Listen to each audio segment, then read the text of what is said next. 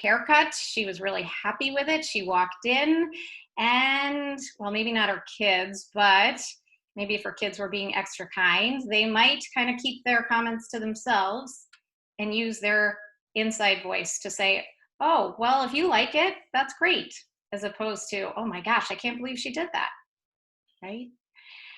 The third umbrella would be self-control. And this we see an awful lot in the elementary years.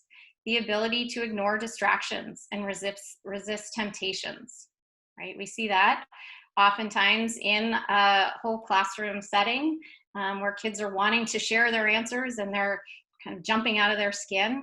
How do they learn those self-regulation skills of waiting to be called on, biting their thumb? So in the brain, where do these skills develop? They develop in the prefrontal cortex, in the frontal lobe, right at the front part of your brain. And we know there's an awful lot of growth that happens in the primary years. However, most of it happens clearly in adolescence and those teenage years. We know that that prefrontal cortex doesn't fully mature and develop until the mid-20s, and sometimes even a little later for you males out there. So while we know that it continues to develop and mature as life moves on, we know that the executive functioning skills are really shaped by the physical changes in the brain as well as the life experiences, those in school and at home. So that's just a very broad brush about executive functioning in general. We know that as you get older and your kids move from division to division, you will have different people that will be able to chime in, whether they be classroom teachers or the learning specialists, and help make some suggestions around how to enhance those executive functioning skills. So with that, I felt that it would just be important. I'll kind of just throw it up to the learning specialists in the two different divisions and see if anybody wants to chime in and share sort of what you're seeing, either with remote learning regarding executive functioning skills or things that you've suggested that maybe other parents might benefit from. Does anybody want to? I can't see everybody, sure. Jeff, can you? It's Polly, I'm on. It's Lois in the lower school, lower elementary. So with the kids that we're working with now, I have to say, as far as the executive functions go, most of it is dependent on parent support. But the children do know that they need to have a pencil and paper ready. They do know that they should be in a chair and sitting down and ready to look at us and work. And I'd say it's almost 50-50. I don't know if you agree with me, Jen, with some children who are set up by their parents and that they know that they can leave their children and that we have a successful session, while other parents either enjoy staying, which has been nice for us, for them to see what we're doing and the progress their children are making, or that they feel that I had a child today who wouldn't start until his mother left the room. And I said, let her stay for the first couple of sentences, just so that she could see what you've been doing. And he was agreeable to that. But after that, I think because our children are really, for better or for worse, they enjoy the screen and they have our full attention and we have their full attention, that we really haven't had to do a lot of work on the executive functions that might be a little bit more appropriate to children that are third grade on. Jen, your comments? I would agree with that. I think that, you know, obviously when they're working in a group, there's a little bit more, you know, it's fun for them to see each other. And I think we have to allow for that time at the beginning in terms of the connection. But then once it's time for us to get to work, I feel like I've been able to handle kids' attention. And I would also agree some parents are there, some parents aren't. Often I think there are parents who are sort of lingering around and I know they're around, but I don't see them on the screen. And all of those are working for the youngest students. The same is mostly true for our upper elementary students. We're having students who have parents right there next to them, handing them materials, and others who are prepared with their materials at their desk. And then We also have students who, when I say that we have a writing assignment or something that we're going to do together, they hop up and they say, right back. And then they scamper off and grab their materials and come back. So I think that we're navigating the skills of executive functioning as they pop up.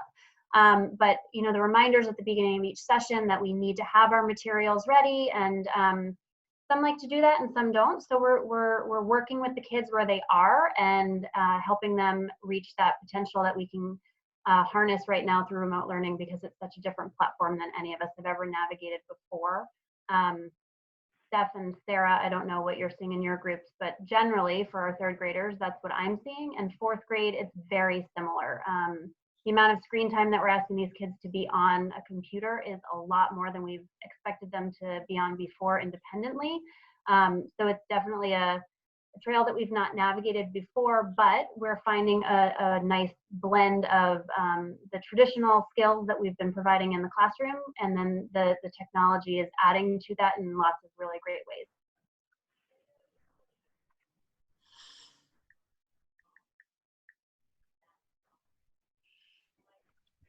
Sarah or Steph, do you guys want to chime in? I know you have different strategies you use with your kids. Does either of you want to chime in? You're doing? Oh, Steph, go ahead.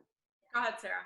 Oh, I would agree with what Heidi, Lois, and Jen said. I think we also need to be sure to remember that this is new to everyone. This is new to the teachers. This is new to the students of all ages. It's a completely different way of learning. So we as teachers are learning strategies to help deliver that multisensory instruction through a screen. How can we do that? How can we reach all types of learners? So I think it's important to remember that they're learning not only content, but learning how to learn. They're using those metacognitive skills that we've been building. How do I learn best? Well, now there's not a huge range of ways we can learn best, but we're working to harness that. I think the biggest challenge or struggle students are having, and please chime in if I'm incorrect, it's the self-monitoring. How do I plan for a task? How do I initiate the task? How do I complete the task? The students typically will get a schedule and know what they need to do through the day. My kids, I know, are gung-ho, like, let's get started. And then by 10 o'clock, it's like, oh, what schedule? So monitoring that while also creating independence, I think, is important. I think the time management, planning, and executing is important. But the more visual schedules you can have and having them check off as they go so they feel that sense of accomplishment is important. Steph, do you have anything to add? I think you covered everything. Hi. One thing I just wanted to add is, again, like talking about scaffolding and organizing the day, whether it's lower elementary or upper elementary. For lower elementary students, they're receiving a series of slides, which have been, on my end as a parent, have been wonderful. But what I do the night before is I print out everything that can be printed, if can be printed, and I work with my own children on what they want to accomplish first. Like, we come up with our own order. For example, if your child reads if their reading brain is ready right in the first part of the morning, we kind of start there. And move through the tasks kind of in our own order. It's okay if you want to switch up the slides. And same with the upper elementary, grades 3 through 5. When I'm working with students, we look at the day and we talk about what could we do first? What works best for our brains right in the morning? And what do you like to do maybe at 2 p.m. or some, for certain children, it could be at 4 p.m. So I think scaffolding that day, just remember as a parent, you don't have to go in that order sometimes. And I know there are Zoom calls, kind of throughout the day, but it's okay to mix up the order. And especially for certain children that can do their best right in the morning. So I love that you just said all that, all of you.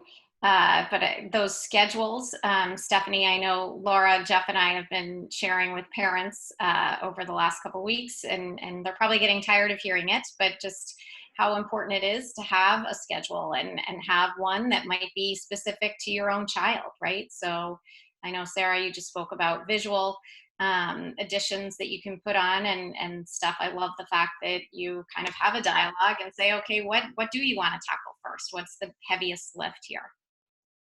Thanks. So parents, as you absorb all of that, I'm noticing that we have our first chat, but I am noticing that there weren't very many chats. So I'm guessing you're just trying to take in all of that incredibly wonderful information in.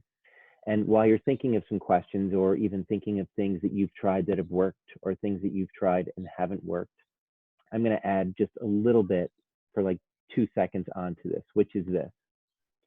The prefrontal, which we know is not fully developed until much older. And we do know it takes much longer for males to develop than the females. Polly was being very nice to us males. But what we also know is that the prefrontal, when you get anxious, shuts down.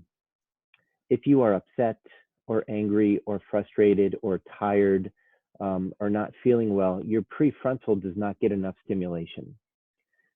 So imagine the last time you've been in an argument with somebody and you couldn't think of a good comeback, right? You walk out of the room, your brain re-regulates, then you think of the comeback. So then you think, this argument's not over. I better go back in and tell this person what I'm thinking now. Well, the reason that you couldn't think of that good comeback is because in that moment, your prefrontal was flooded and unable to think clearly. So if there's any kind of extra stressors, and I can't imagine what those might be at this time, then you're likely to have a prefrontal that's not operating at full capacity. So just another thing to think about, which is how much distress and anxiety and frustration and fatigue interfere with that prefrontal executive functioning. I'm just going to add on to that, Jeff.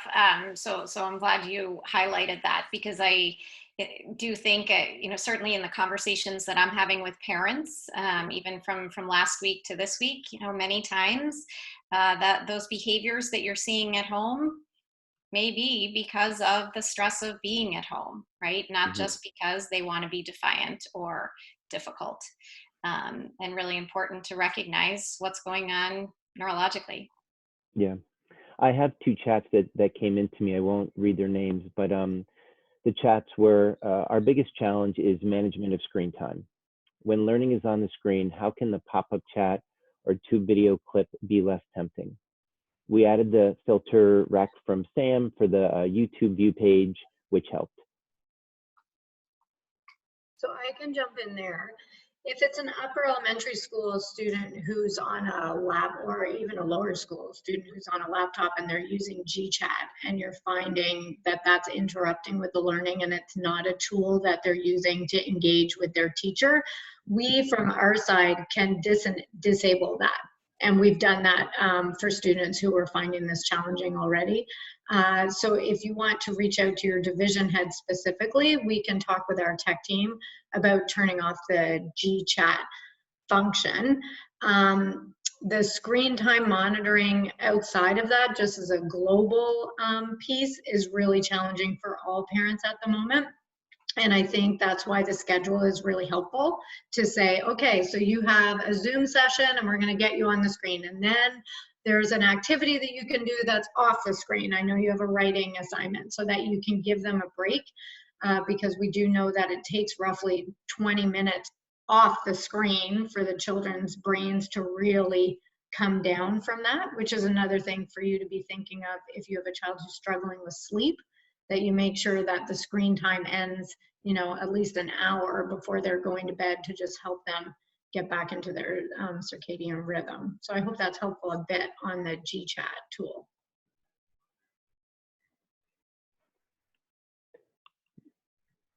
Any parents have any thoughts or suggestions of things that they've tried or that they've used or they've found helpful?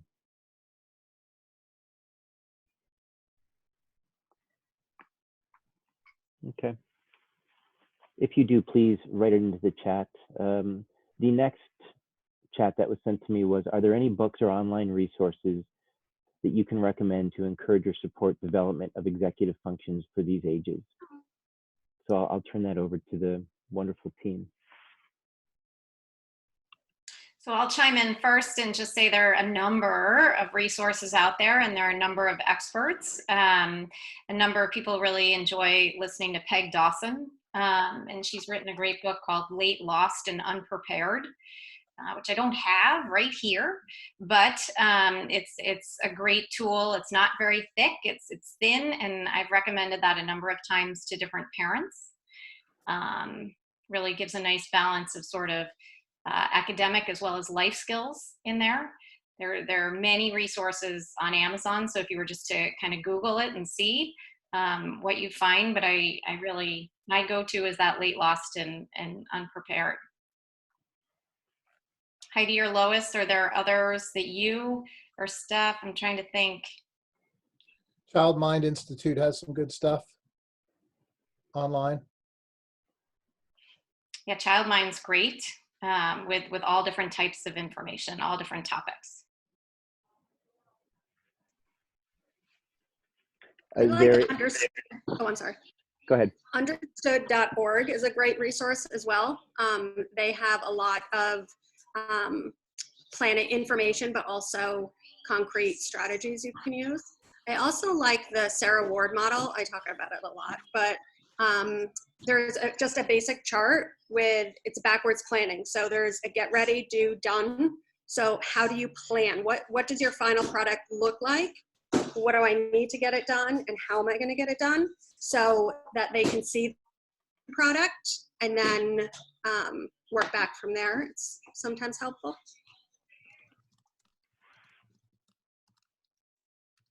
Wait, I'm trying to write those in there for you.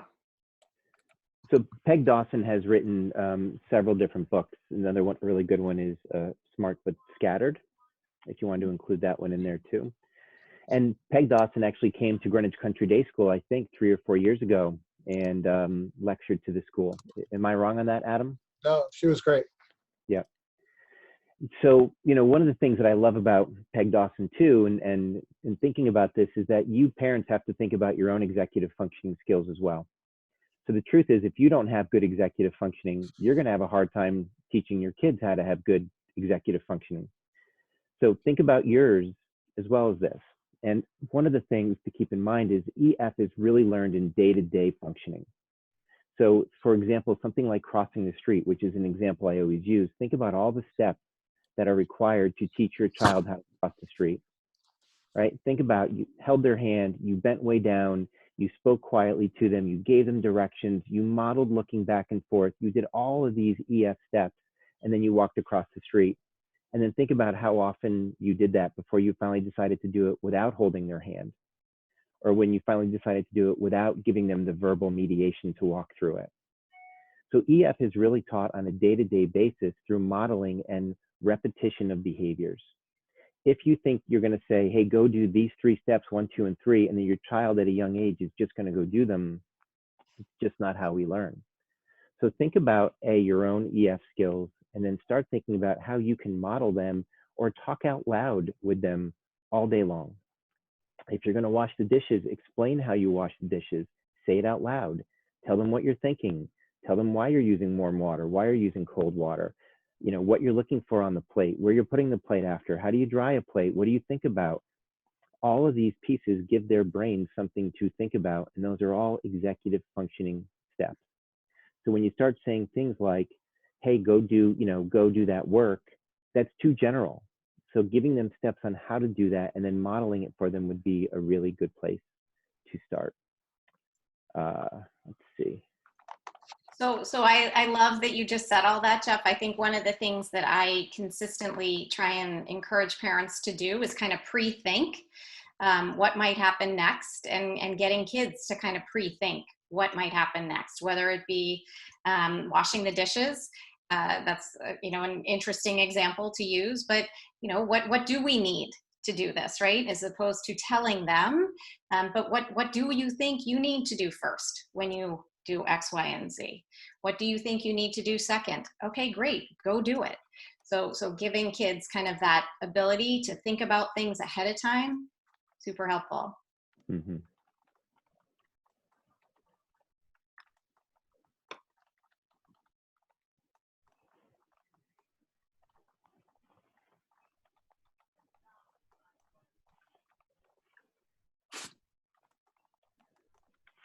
So I have another chat that I will share without names. It says, my child has executive functioning difficulties tied to ADHD. Lately, we've been noticing more aggression, outbursts, starting fights. Could this be tied to the abundance of screen time, or is there something else that we could be contributing from this online learning scenario?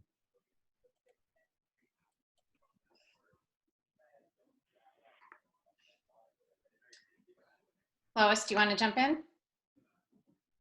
You're on mute, Lois. Oh, no. No, So I'm just saying, I don't know if you really know what would be contributing to it. It was just sort of like, I don't know. yeah, hard to know. Oftentimes, children that do struggle with attentional challenges have executive functioning deficits. I love when we're talking about attention deficit hyperactivity disorder and really kind of labeling it the attention dysfunction as opposed to it being a disorder. It really is something that a number of children and adults struggle with, and it impacts their lives. So how can we as adults really try and encourage bolstering some of those executive functioning skills as they get older? I think in terms of right now, what you might be seeing at home is probably a combination of a variety of different things. I think this is, as we keep saying, uncharted territory, and what you're experiencing may not be all that different than your neighbors. Right, and I would also add that, you know, when you, given all of these different variables that can be contributing, what you are having at that point in time though is a behavior, right? And so if you are getting a behavior, the behavior is a language to you. So you need to interpret that as a language. They are trying to communicate to you. It might not be the best way for them to communicate, but it might only be the only way that they are able to at that time to communicate. If you think you're going to do executive functioning skill training while they're dysregulated, please understand that you can't. You just can't. So this is an opportunity for parents to help them regulate, give them the skills to regulate, whatever that may be, and we can talk about what different skills may look like. And then when they do regulate, then having a discussion about, in those scenarios in the future, what are better ways that you can communicate, or they can communicate to you what they're feeling or what they're thinking. And in that, you have a process where you can validate their frustrations, they can be heard, and you may even have an opportunity to sit with them and discuss coping strategies going forward in the future. I'm not sure of the age of the child either, but I think if it's a child in that upper elementary school, they will be if these are new behaviors, like behaviors you haven't seen before, they also will be aware that these are new behaviors that they haven't demonstrated before. And so helping them unpack why they are behaving like this is going to empower them a lot in owning who they are and their own journey. So I would actually recommend to this parent, if they feel comfortable, to reach out to Holly or the division head or to the homeroom teacher, just so we can strategize specifically around this particular child to help the family at this time. I think would probably be most useful. I think that's a good piece of advice, Jackie. Thank you. The next question was, is the executive functioning deficiency different in the ADHD and attentive child versus the ADHD hyperactive child?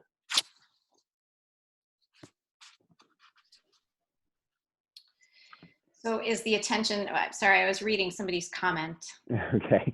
Is whole farted. Is it, so the question is the EF presentation different depending on the ADHD diagnosis? So again, yeah. I feel like this is really a very specific child-to-child presentation. And I think this is one of the great things about GCDS is that we have such a educated teacher population and we have such a small ratio of teachers to student that we really do have this ability to get to know each individual child and how their specific diagnosis presents. So I would be really loathe in a kind of forum to talk about what a presentation looks like, because I think in a one-on-one conversation about your specific child, we probably could have a much more in-depth conversation about needs and how we can support. So I know that feels like I'm not answering the question, but I just think it's not as clear cut as with this diagnosis, it looks like this, and with this diagnosis, it looks like that, because every child is so individual.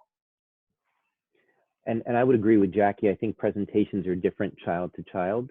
What I would say is this. An ADHD diagnosis means a central nervous system deficiency. It's understimulated. So the prefrontal is actually lacking stimulation. So then the brain goes and seeks it in different ways. So it might seek it in daydreaming. It might seek it in being distracted. It might seek it in being argumentative. It might seek it in being off task. It might seek it in video games or computer or phone. But the brain is going to seek stimulation because it's understimulated. Child to child, what it seeks and what it enjoys is different. So whether that's inattentive daydreaming or being distracted or being disorganized is very different than someone who's hyperactive and impulsive and can't sit still. And it is a child to child reaction or differentiation. But I hope you get the fact that the cause of it is completely a central nervous system deficiency. Don't know if anybody wants to add on to that, or if I should read the next chat. I was just going to add on that it can also be age to age. So as your child is presenting, you know, in second grade, the presentation might look very different when they're in fifth grade. So it's a journey that you're really on, so if you're seeing a different presentation right now, given the environment that we're in, I really encourage you again to reach out to your teacher or support team person that you're working with.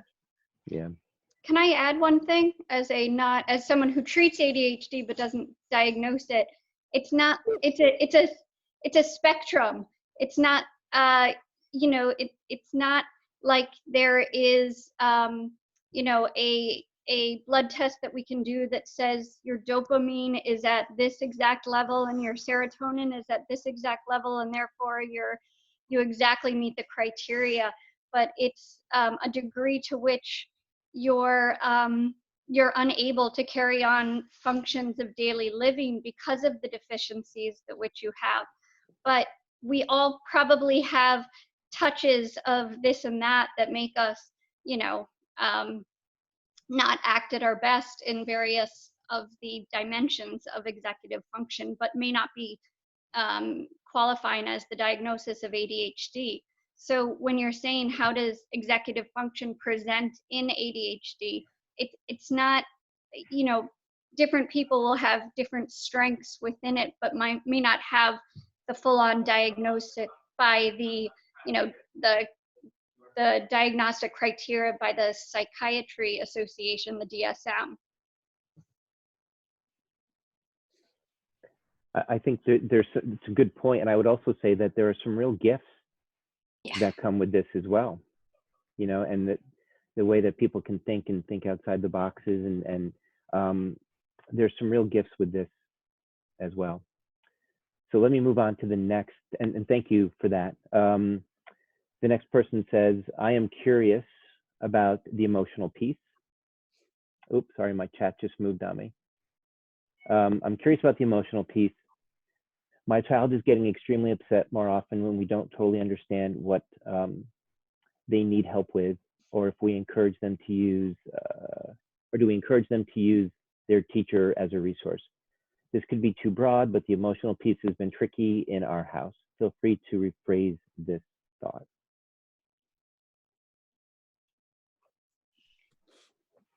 So I always say the classroom teacher is your first line of defense. I mean, those classroom teachers are with your kids 24/7, or they used to be. And they are so intuitive in the way they really get to know your children across the board. They are the first people you should really have discussions with. As we talked about, there's a large student support team or student success team in each division of other specialists, but your classroom teacher knows your child first and foremost. So reach out to them. They're great at reaching out to all of us and asking questions or asking different opinions or asking for observations. We all collaborate really quite well together. So reach out to your classroom teacher and have them sort of start the process.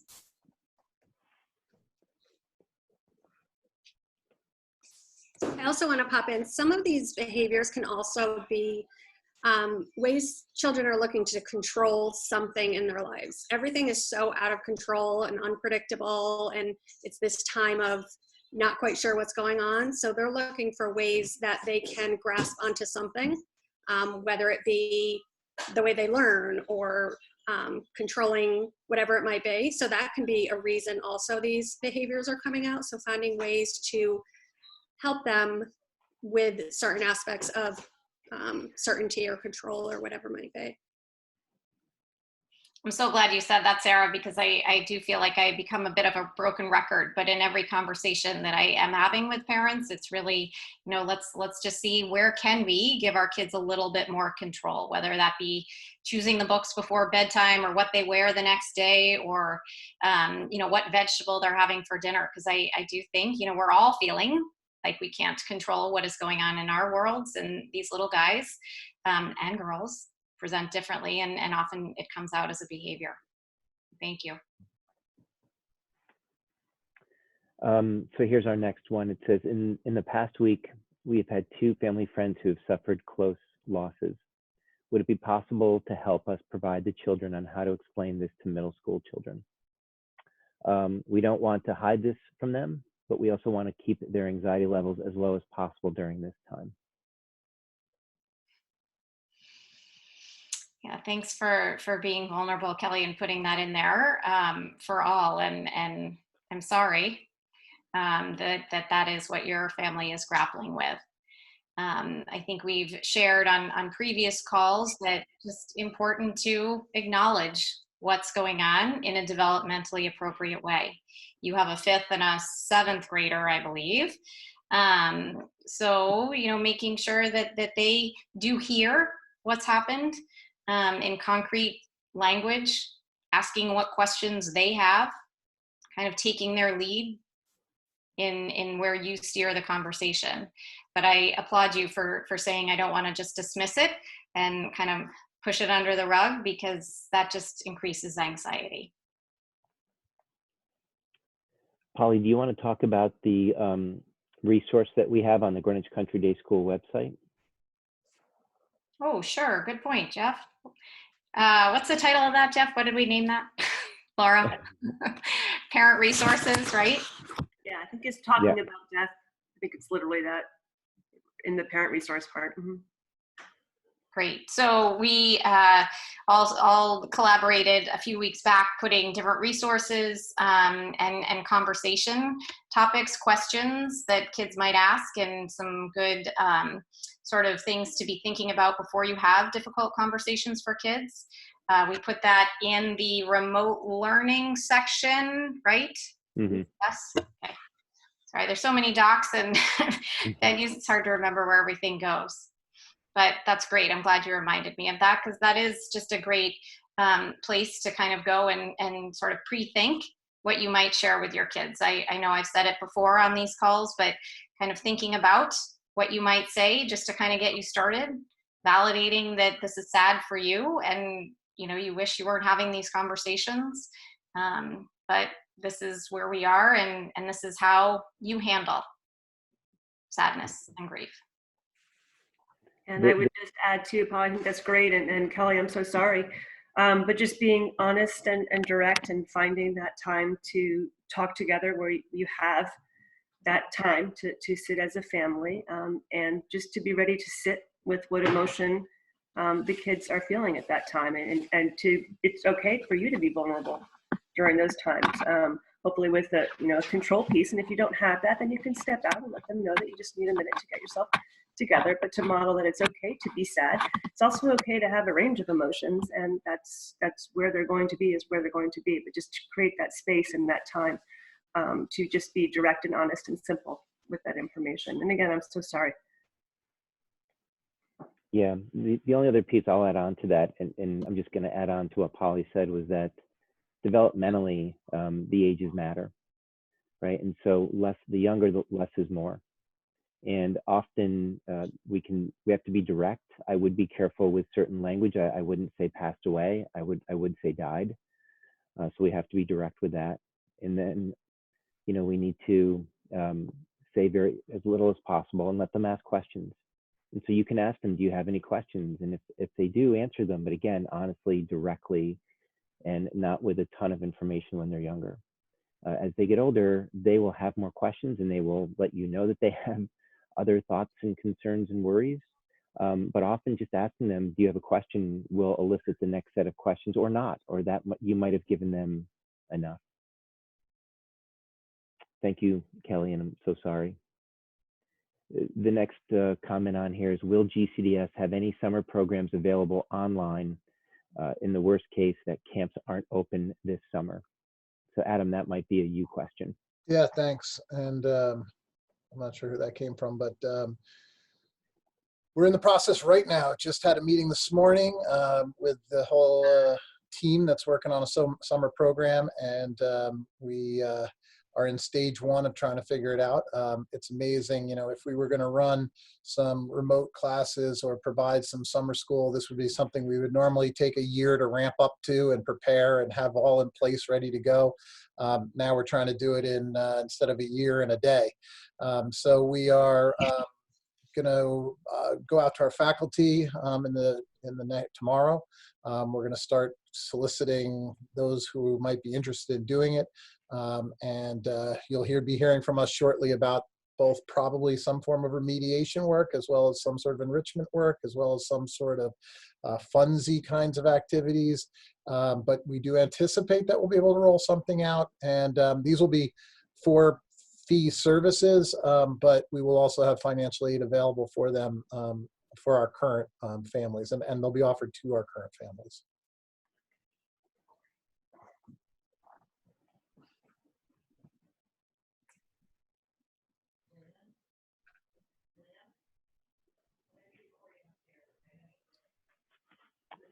So I'm just going to add, can I just add one that came to me privately, Jeff? Sorry. Please. So one parent nicely suggested the ADHD Dude as a good content resource.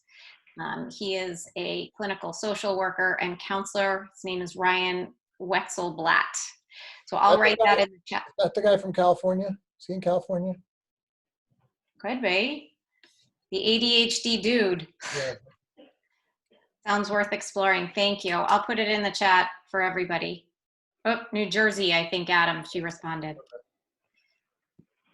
ADHD Dude. Okay, I've never heard of the ADHD Dude, but I will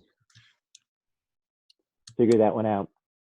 The next one that came into me says, this is unrelated to executive functioning, but many parents are confused about the breathe days that were suddenly instituted for this Monday and next Friday. There was really not a great explanation provided for this. Could you or Adam expand on the reasoning behind the canceled days? Thank you. Happy to, and thanks for the question. We are consistently monitoring and taking the temperature of our students, you all as parents, and our faculty. And I remain connected to a number of groups, the CAIS, which is the Connecticut Association of Independent Schools, the Fairchester Association, which is a group of heads in Fairfield and Westchester County, and the NAIS, which is the National Association of Independent Schools. Interestingly, in remote learning, so many of these schools have already moved to a 4-day-a-week model, where the pressure pace, especially on the teachers, of providing remote learning has become overwhelming, and they're doing it 4 days a week so that there's a day of planning and preparation for the teacher side of things. We're also seeing this now from some of our older kids. I know some of you with younger kids are saying, we're not seeing that, we're not doing chem projects and history term papers, and I get that. And I also get that it puts a stress on you all as parents to, once again, sort of be in charge of your kids for the whole day. I get that. That being said, my job's to make sure that we're balancing everybody. And I want you to think about the teacher who is your daughter's 4th grade teacher, who has 2 children under the age of 8 who's got to take care of her own kids and provide lesson planning and video creation and curriculum content at the same time of balancing family needs. It's becoming very, very overwhelming. So this is just what it means. Take a breath, take a deep breath, reset. I love to get some of these kids off the screens. And I know some of you will say this is going to make them go on the screens. I get it. And I do think they can have a little time on the screens. But if the weather is nice, fingers crossed on Monday, kick your kid out of the house, get them in the backyard, say you're not coming in. But this is part of all the thinking that went around this. And so there are very few days off between now and the end of school. And creating a little bit of breathing room has been important. When I sent it out, I said to Jackie, I said, I'll get 50 people saying hallelujah, and I'll get about 5 or 6 that want to string me up. And I get it. And that usually means I'm doing my job right when everybody's somewhat unhappy or somewhat happy. So I feel comfortable with it. And, you know, I've talked to Jeff DeTesso about this as well as our school counselor, and you know, I'm making sure he's taking the temperature of both our faculty and our kids. And I don't want to put words in your mouth, Jeff, but I think you would have agreed with that statement. I don't think I'd agree. I think I would have encouraged you over and over again to do this.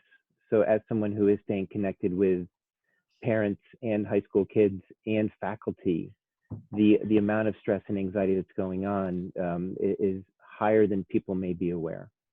And so taking a breath or having a emotional snow day, if you will, is incredibly important for all of us. And I can't tell you the number of students that I spoke with yesterday that were over the moon, not because they're getting a snow day, but because they are physically fatigued.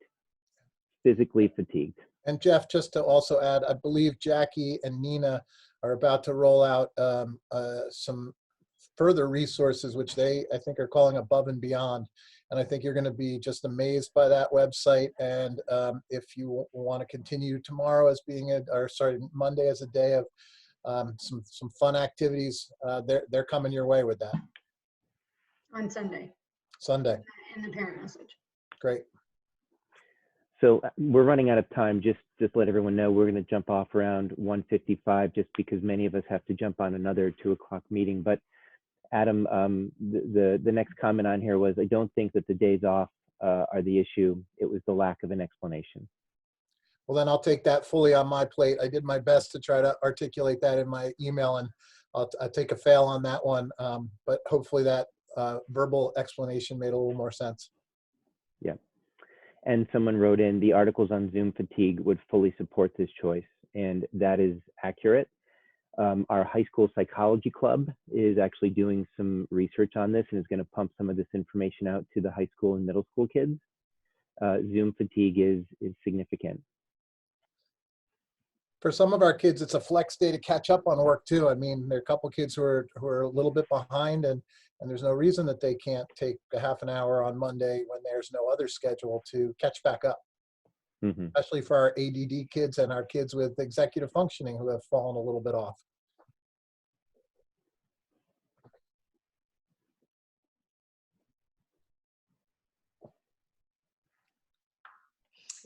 Someone just posted why Zoom video chats are so exhausting. So if you have a second, I would cut and paste that. I don't know what the article is, but worth reading. So I had an article actually that I passed out to faculty about 2 weeks ago on Zoom fatigue. I'm happy to put that in there as well. Thank you, Polly.